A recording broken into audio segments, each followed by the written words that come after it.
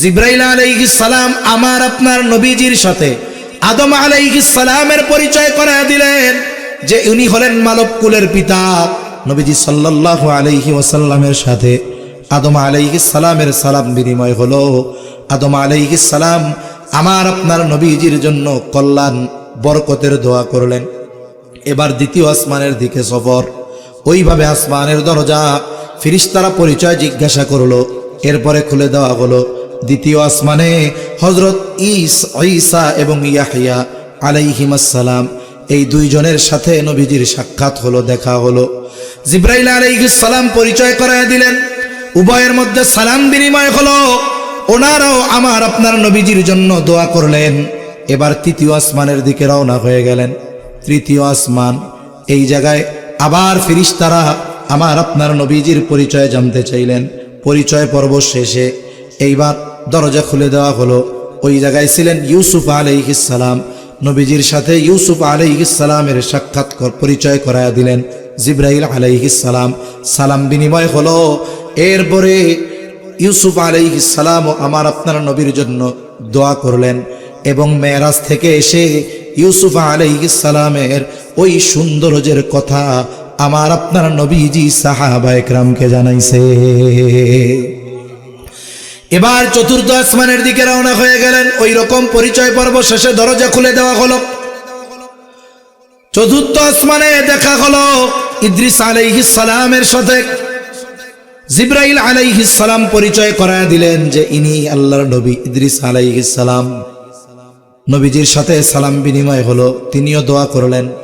ইদ্রিস আলাইহিস সালামের থেকে রওনা দিলেন পঞ্চম আসমানে। ওই রকম পরিচয় পর্ব শেষে আবার ফেরেশতারা দরজা খুলল।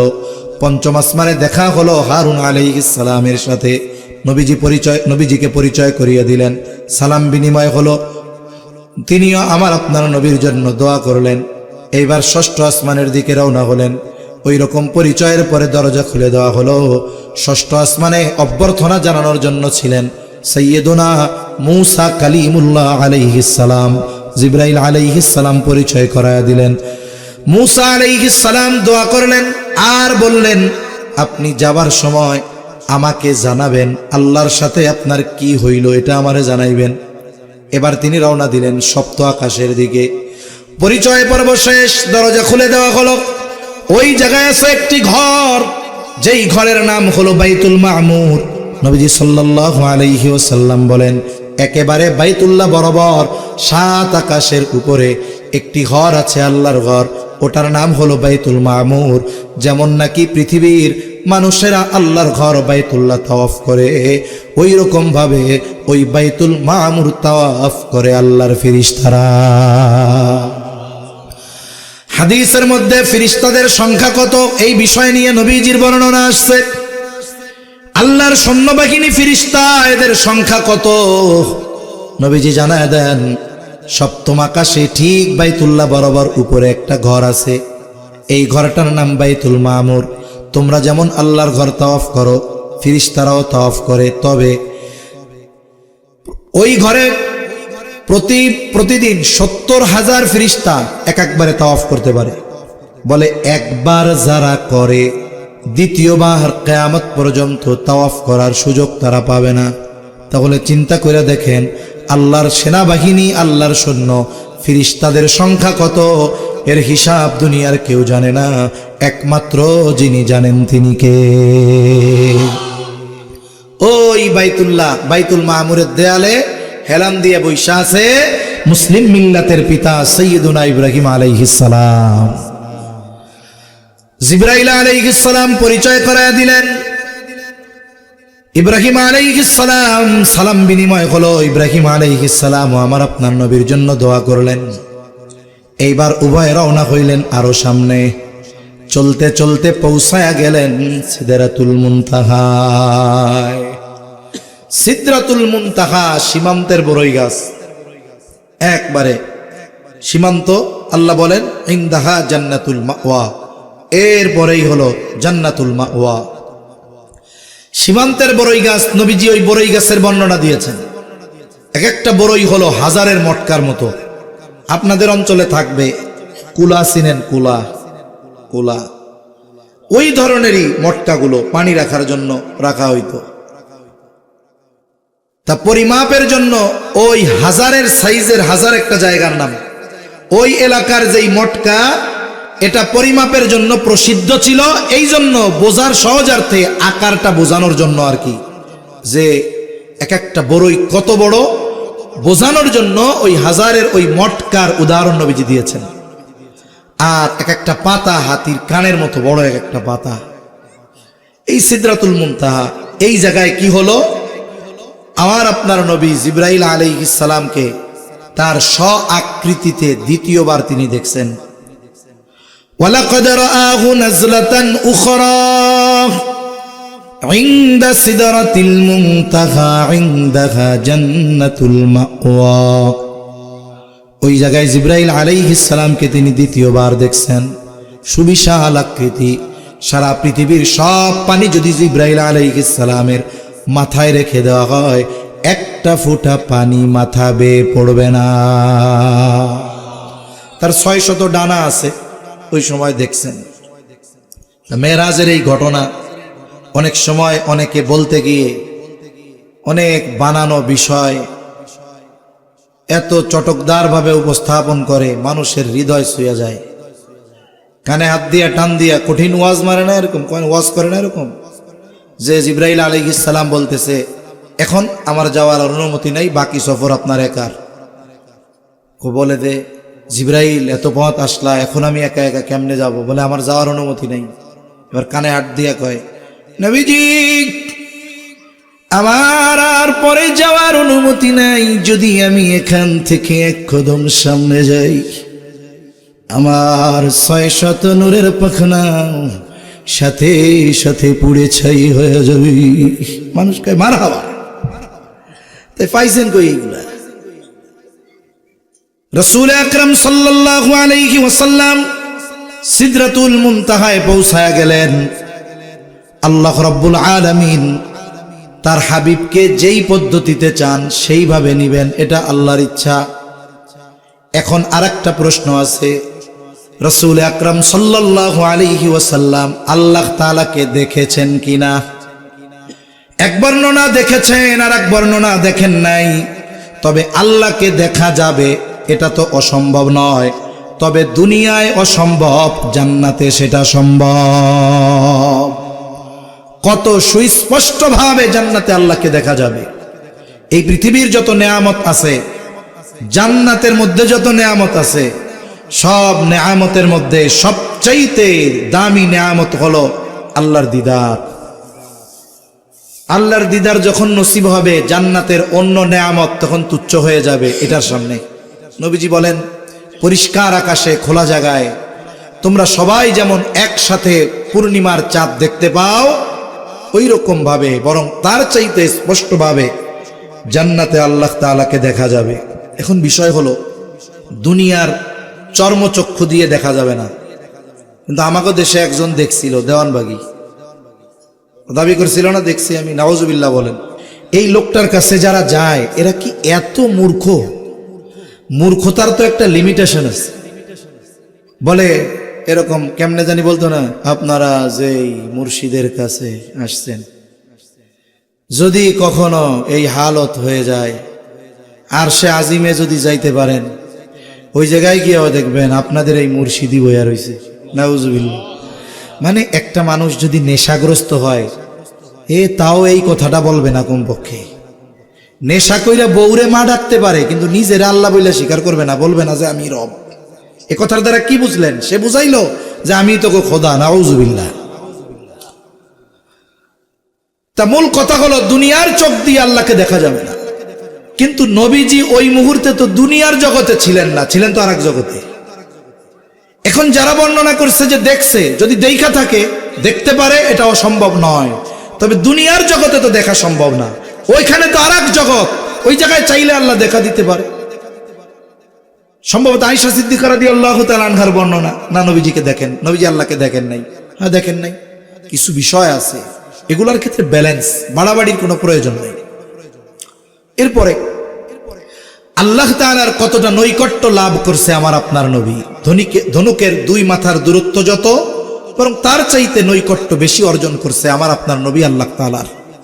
মেরাজে গেছেন, কথোপকথন হয়েছে, অনেক কথা আছে, এগুলো নিয়ে বর্ণনা নিয়েও কথা আছে। তা মূল বিষয়ের দিকে আমরা যাই। 11:15 বেজে গেছে, মূল বিষয়ের দিকে যাই। বিরক্ত হচ্ছেন নাকি আপনারা? তাকবীর দেন, নারায়ে তাকবীর, আরো জোরে নারায়ে তাকবীর। মাশাআল্লাহ, এই তো বুরহানুদ্দিন। আপনারা তো দ্বীনের দলিল, তাই না? বুরহান মানে কি? দলিল। এই আওয়াজ এরকমই হওয়া দরকার। মাশাআল্লাহ, আল্লাহ কবুল করুক, বলি আমিন। কথোপকথন হলো, মেহমান যখন যায়, মেহমান বিদায় দেওয়ার সময় হাদিয়া দেওয়া, এটাও একটা সুন্নাহ আমল। এখন মেহমান গেছে, আল্লাহ তাআলা তো আমার আপনার নবীজিরে হাদিয়া দিছে, 3টা হাদিয়া। কয়টা? আমার আপনার নবীজি মেরাজে গিয়েও তার উম্মতকে ভুলে যান নাই। তিনি ওই জায়গায় গিয়ে নিজের কথা বলেন নাই, পরিবারের কথা বলেন নাই, উম্মতের কথাই বলছেন। আর আল্লাহ তাআলা 1 নাম্বার হাদিয়া দিলেন, হাবিব আপনার উম্মত যদি শিরিক থেকে বেঁচে থাকে, শিরিক না করে, তাহলে আমি আল্লাহ তাকে মাফ করে দিব। তার মানে এই উম্মত যদি শিরিক থেকে বেঁচে থাকে, ক্ষমা করার নিশ্চয়তা যিনি দিয়েছেন তিনি কে? এজন্য আল্লাহ তাআলা বলেন, ইন্নাল্লাহা লা ইয়াগফিরু আন ইউশরাকা বিহি ওয়া ইয়াগফিরু মা দুনা যালিকা লিমান ইয়াশা। শিরিক ছাড়া সব পাপ ক্ষমা করার ঘোষণা আল্লাহ তাআলা দিয়েছেন। এজন্য মেরাজের অন্যতম শিক্ষা হলো নিজেদেরকে শিরিক থেকে বাঁচানো। 2 নম্বর সূরা বাকারার শেষ কয়েকটি আয়াত আল্লাহ তাআলা ওই মেরাজ সফরে আমার আপনার নবীজিকে হাদিয়া দিয়েছেন। তাহলে কোরআনের সাথে থাকা। 3 নম্বর 50 ওয়াক্ত নামাজ এই উম্মতের জন্য আল্লাহ তাআলা দিলেন। হাদিয়া নিয়ে ফিরে আসতেছেন আমার আপনার নবী মুসা আলাইহিস সালাম। ওই যে বইলা রাখছে, আমার একটু জানাইয়েন কি হলো। এবার বলে, কি দিয়েছে আল্লাহ? বলে, শিরিক না করলে ক্ষমার ঘোষণা। সূরা বাকারার শেষ কয়টা আয়াত আর 50 ওয়াক্ত নামাজ দিছে। খাইছে, আপনার উম্মত পারবে না, তাড়াতাড়ি আল্লাহর কাছে গিয়ে ফরিয়াদ করেন, আল্লাহর কাছে দরখাস্ত করেন যেন কমায়া দেয়। আমি তো জানি এই জাতির নবী তো আমিও ছিলাম, পারবে না। জান নবীজি গেছেন, ফিরে আসছেন আবার এইভাবে 5, কখনো 10, কমাইতে কমাইতে সর্বশেষ আছে আর মাত্র 5 ওয়াক্ত। কয় ওয়াক্ত? মুসা আলাইহিস সালাম বলে, আপনি আল্লাহর কাছে আবার বলেন, আপনার উম্মত এই 5 ওয়াক্ত পারবে না। আমি জানি এই উম্মতের অবস্থা, আমি জানি, আপনি যান। নবীজি বলেন, না, আমি এতেই সন্তুষ্ট হয়েছি। আমার আল্লাহর কাছে বারবার বলতে লজ্জাবোধ হচ্ছে। অনেকে মনে মনে চিন্তা করতেছে, কেন যে গেল না? কমপক্ষে কমাইছে 5 করে। কোন বর্ণনা আসছে কয়েকবার 10, একবার 5। এখন চিন্তা করতেছে, 5-এর কম যেহেতু কমায় নাই, তাইলে এইবার গেলে তাইলে মনে হয় শুধু শুক্রবারেরটা থাকতো। আমি চ্যালেঞ্জ দিয়া কই, যারা এখন 5 ওয়াক্ত নামাজ পড়ে না, ওই যদি জুমার দিন শুক্রবারে একদিন নামাজ হইতো, ওইটাও এরা পড়তো না, এইটাও এরা পড়তো না। নবীজি সাল্লাল্লাহু আলাইহি ওয়াসাল্লাম 50 থেকে 5 আমল আল্লাহ কমায়া দিয়েছেন, কিন্তু প্রতিদান কমান নাই। আল্লাহ তাআলা জানায়া দিলেন, হাবিব 50 ওয়াক্ত ছিল, এখান থেকে এখন 5 ওয়াক্ত। আমি আল্লাহর আদেশ, আপনার উম্মত 5 ওয়াক্ত নামাজ পড়বে, তবে সওয়াব প্রতিদান আমি কমাবো না। 5 ওয়াক্ত পড়লে কমপক্ষে 50 ওয়াক্তের সওয়াব দিয়ে দেওয়া হবে। এজন্য হাদিসের মধ্যে আসছে, যখন কোন ইমানদার নেক আমল করে, আল্লাহ তাআলা প্রতিটা নেক আমলের প্রতিদান কমপক্ষে 10 গুণ প্রতিদান দান করে। এবার নবীজি চলে আসছেন, ফিরে আসছেন। ওই যে যাদের বর্ণনা যে সকল নবীদের উপস্থিতিতে ফেরার সময় নামাজ হয়েছে, এটা হলো এক বর্ণনা। নবীজি এবার মক্কায় ফিরে আসলেন। ফিরে আইসা পরের দিন সকালবেলায় ওই যে প্রথম উম্মে হানি, ওনার চাচাতো বোন, তার কাছে বললেন, ঘটনা তো এই। চাচাতো বোন বলে, খবরদার ভাই, কারো কাছে এটা কইও না। উনি মানা করছেন কেন? বলে স্বপ্ন হইলে তো বিশ্বাস করবে, কাফেররা তো গুরুত্ব দিবে না, স্বপ্নেই নে দেখছে তাতে কি। কিন্তু বলতে মানা করছে কেন? এটা হইছে বাস্তবে, তুমি যদি বলো তাইলে বিশ্বাস করবে না, এরা মজা হাসাহাসি করবে, অনেকে অবিশ্বাস করে বসবে, কিন্তু বলতে তো হবে, উপায় তো নাই। এবার নবীজি সাল্লাল্লাহু আলাইহি ওয়াসাল্লাম কাবার চত্বরে সাহাবায়ে কেরাম নিয়ে বসতেন, কয়েকজন নতুন নতুন মুসলমান। আর কাফেররা কি করতো, যখনই নবীজি কোথাও বসতেন আশেপাশে গোয়েন্দা লাগায় দিত, নিজেরা কান পাইতে শুনতো আজকে কি কয় আর এইগুলা নিয়ে মজা করা যায় কেমনে। কথা শেষ, খেয়াল দিয়ে শুনেন। এখন নবীজি সাল্লাল্লাহু আলাইহি ওয়াসাল্লাম বলছে যে গত রাত্রে আমার সাথে এই হয়েছে, আমি মসজিদে হারাম থেকে মসজিদে আকসা পর্যন্ত গেছি, ওইখান থেকে মেরাজে গেছি, আমার এই হাদিয়া দিছে, এই সব কথা বলছে। কাফেররা কয় পাইছি আজকা, এতকাল যা কইছে বিশ্বাস করছে, কিন্তু এই জিনিস আর পাবলিকরে দিয়া খাওয়ানো যাবে না। তা ওরা চিন্তা তাকায় দেখে মজলিসের মধ্যে সবচাইতে বিশ্বস্ত ব্যক্তি আবু বকর রাদিয়াল্লাহু তাআলা আনহু সে নাই। চিন্তা করছে আগে আমরা সবাই মিলে আবু বকরের এই খবরটা দেই, এটা তো কেউই বিশ্বাস করবে না। এখন সর্বপ্রথম যদি আবু বকরের দিয়ে অবিশ্বাস করানো যায়, তাহলে সবাই দেখবেন আবু বকরের পিছ ধরবে, তাইলে একজনরে বলার দ্বারা 100 জনরে বলার কাজ হয়ে যাবে। এবার সব সর্দাররা নেতারা আবু বকরের বাড়ি গেছে। আবু বকর, শুনছো তোমার নবী কি বলে? কি বলে?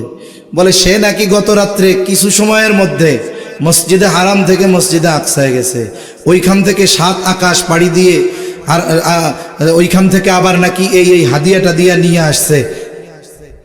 বিশ্বাস হয় তোমার? আবু বকর সিদ্দিক রাদিয়াল্লাহু তাআলা আনহু বলে এটা কি সত্যই নবী বলছে? ওরা চিন্তা করছে এই যে মনে হয় সন্দেহ ঢুকছে, আসলে তা না। আরে সত্যই বলছে, আমরা সবাই একটু আগে নিজ কানে শুনে আসছি। সত্যই শুনছো? কয় হ্যাঁ। কয় তাহলে আমার নবী যে গিয়েছেন এ ব্যাপারে কোনো সন্দেহ নাই। কয় হায় রে, কি আশা কইরা আইছিলাম, কি হইল? গেছে নবীজির কাছে। আচ্ছা তুমি তো গেছো, আমাদের কয়েকটা বাণিজ্য কাফেলা আছে রাস্তায়, তারা ফিরতেছে, বলো তো তারা কত দূর আছে? তখন তো সময় ছিল মঞ্জিল ছিল, মঞ্জিল মানে কেমনে বোঝাই আপনাদের, আমার ভাষায় বোঝাই। মনে করেন এইখান থেকে আপনি ঢাকা যাবেন, ঢাকা ওই সময় নির্ধারণ থাকতো যে ঢাকা যাইতে 7 দিন লাগবে, কথার কথা। ধরেন রাস্তা কত? রাস্তা হলো 210 কিলোমিটার, কথার কথা আর কি, কত দূর আমিও তো জানি না। 30 কিলোমিটার পর পর এক একটা মঞ্জিল। তার মানে আজকে আপনি রওনা দিবেন সকালবেলায়, সামনে সকাল, কালকে কি বার? রবিবার। রবিবার রওনা দিবেন সকালে, সারাদিন পথ চইলা আপনি 30 কিলোমিটার বা 30 মাইল অতিক্রম করে, 30 কিলো অতিক্রম করে ওই জায়গায় গাড়বেন, ওই জায়গায় রাত থাকবেন, ওটা একটা মঞ্জিল। পরের দিন আবার বের হবেন, 30 কিলোমিটার পথ চলবেন, আবার দাঁড়াবেন, এটা দ্বিতীয় মঞ্জিল। তাইলে এই হিসাব করে একজন ব্যক্তি যদি আগামীকাল ঢাকা রওনা দেয়, বলেন তো ও কোন দিন পৌঁছাবে? এটা বলে দেওয়া যায় না? বলে দেওয়া যায়। নবীজি বললেন তোমাদের কাফেলা অমুক জায়গায় আছে, অমুক দিন ফজরের সময় পৌঁছাবে। আমি ওই কাফেলারে দেখছি, তাদের একটা উট হারায় গেছে, ওই উট তারা খুঁজে বেড়াইতেছে, পানি পান করাইতেছে। তা ওরা চিন্তা করছে এইটা তো জানবো ওরা আসার পর, কিন্তু এত দেরি কি সহ্য করা যায় নাকি? এর আগেই তো ধরাটা দিতে হবে। তা আমার আপনার নবীজি কোনোদিন বাইতুল মুকাদ্দাসে যায় নাই, কোনোদিন বাইতুল মুকাদ্দাসে যায় নাই। এখন কইতেছে ঠিক আছে, ওরাও জানে যে আমার আপনার নবী কোনোদিন বাইতুল মুকাদ্দাসে যায় নাই, তা এইবার ধরাটা দিছে। ওরা তো গেছে বাণিজ্যিক সফরে বিভিন্ন কারণে। কিছু লোক আছে কিছু জায়গায় যাইয়া কামের কাম নাই, ঠুয়া কাম করে, আমাদের এলাকায় বলে আর কি। ঠুয়া কাম কি করে? একজনের গল্প শোনাই আপনারে।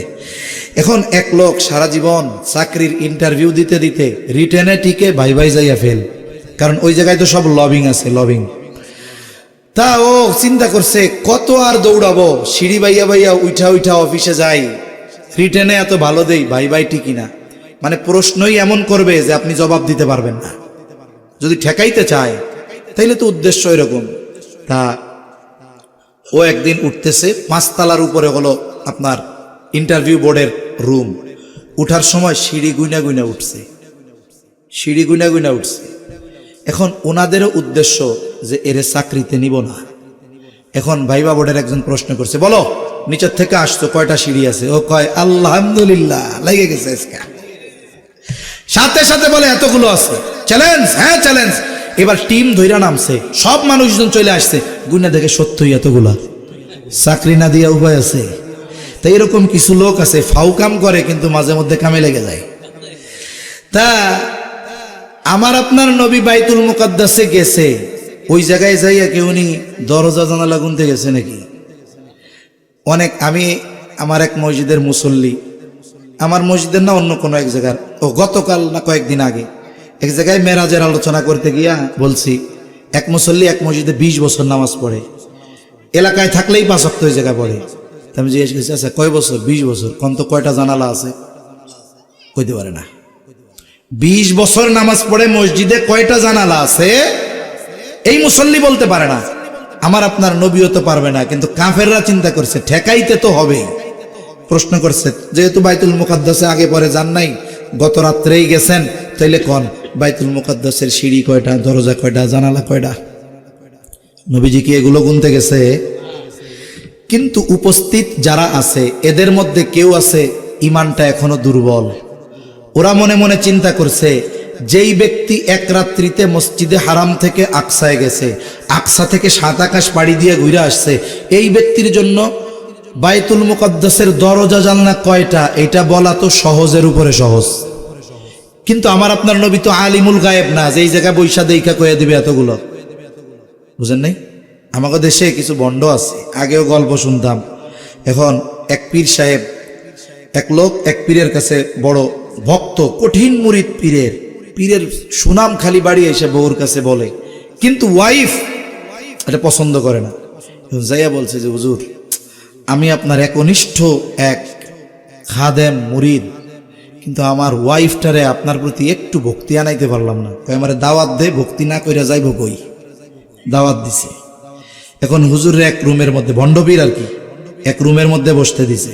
একটু পর পর ওই ভণ্ড এরকম কয়, হাই হাই হাই।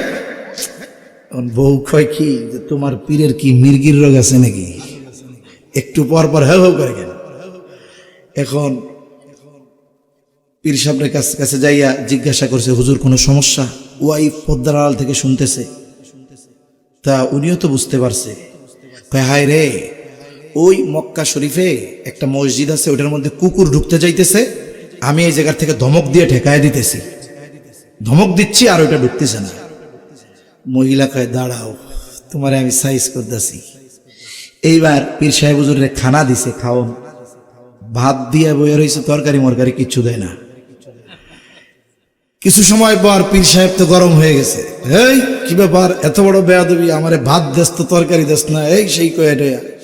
পাশের দিকে মহিলা গায়, হাই রে বন্ড, তুই বাংলাদেশে বৈশা মক্কার কুত্তা খেদাইতেছস, আর ভাতের তলে কই মাছ ভাজা টের পাস না তুই। তা ওই ধরনের ভণ্ড তো আমাদের দেশে আছে, কিন্তু আমার আপনার নবী আলিমুল গায়েব না। এই দেশে অনেক ভণ্ড পীর প্রস্রাব করে পানি নেয় না, বলে আমার পীর হাজের নাজের আলিমুল গায়েব, নাউজুবিল্লাহ বলেন। নবীজি চিন্তা করতেছেন যে আমি তো এটা গুনি নাই, আবার আমি যদি না বলতে পারি তাইলে এই যে দুর্বল ইমানের যারা, এদের সংশয় চলে আসবে মনে। এত কিছু করে আসলেন সফর মুহূর্তের ভিতরে, এটা বলতে পারবে না। কি হইল? নবীজি সাল্লাল্লাহু আলাইহি ওয়াসাল্লাম বলেন, ফাজাল্লাল্লাহু লি বাইতুল মুকাদ্দাস ফাতাফিকতু উখবিরুহুম আন আয়াতিহি ওয়া আনা আনজুরু। আমার আপনার রব জানে আমার হাবিব ওইখানে জানলা দরজা কিছুই গনে নাই, সে বলতে পারবে না। কিন্তু যদি না বলতে পারে তাহলে কাফেররা তিরস্কার করবে, মজা ঠাট্টা করবে। নবীজির সামনে বাইতুল মুকাদ্দাসকে তুলে ধরা হলো, আর নবীজি দেখে দেখে কাফেরদের সব প্রশ্নের জবাব দিয়ে দিলেন। এই মেরাজ সংগঠিত হয়েছে, ইসরা সংগঠিত হয়েছে, কোনো সন্দেহ নাই। এই মেরাজের শিক্ষা, ইসরার শিক্ষার আলোকে আমাদের জীবন চালাতে হবে। তাহলে 1 নাম্বার, আমরা জীবন চলে যায় যাক, কোনো সময় আল্লাহর সাথে শিরিক করব না। যদি এভাবে চলতে পারি, আমল যদি কমও হয়, শয়তানের ধোকায় পড়ে যদি পাপও হয়ে যায়, ক্ষমা করার ঘোষণা দিয়েছেন কে? আরো জোরে বলেন কে? সাথে সাথেই কোরআনুল কারীম, কোরআনের সাথে সম্পর্ক রাখবো। 3 নাম্বার, শত ব্যস্ততা যত কিছু থাক 5 ওয়াক্ত নামাজ ছাড়ব না ইনশাআল্লাহ। শুনুন, নামাজ এমন এক ইবাদত, এখানে বান্দার সাথে আল্লাহর সরাসরি কথোপকথন হয়। নামাজ এমন এক ইবাদত, সাহাবা ইকরাম তো দুনিয়ার সব সমস্যা সমাধানের মাধ্যম বানাইছিলেন এই নামাজ। কেন? এই নামাজের মাধ্যমেই আল্লাহর সাথে বান্দার কানেকশন হয়ে যায়।